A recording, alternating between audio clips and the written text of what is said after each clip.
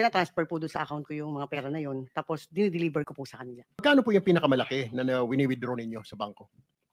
457 million po yun. 457. Hindi po ninyo kailangan ng armored truck noon kung ganun kalaki na masyado? Kailangan na po ba ng armored truck? Hindi naman po kasi minsan po kasi dalawang hati po, tapos sinasakay ko lang po sa sakyan po. Saan po nilalagay po yun? Sa sako? Sa duffel bag? Sa Hindi po, bag? sa mga kahon po, sir. Kahon? Galing po sa bangko, binibigay sa inyo nakakahon na?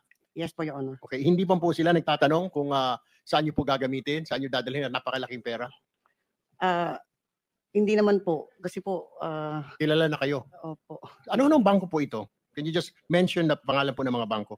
Land Bank Malolos Highway lang po. Land Bank sa gobyerno? Yes Okay. po, Your Honor. Ano pa po? Yun lang po? Yun lang po, Your Honor. Land Bank Malolos. Yes, Your Mr. Chair, may I suggest that we invite the Malolos Land Bank Manager kasi doon pa lang, Mr. Chair, nakapagtataka na napakalaki pong halaga ng pera ang i-withdraw at binibigay po sa ito, sa mga taong ito. Dapat po doon, common sense will tell you, mukhang may problema. Ganito po kalaki. Siguro po may manifest, Mr. Chair, that we invite in the next hearing po the manager of Land Bank.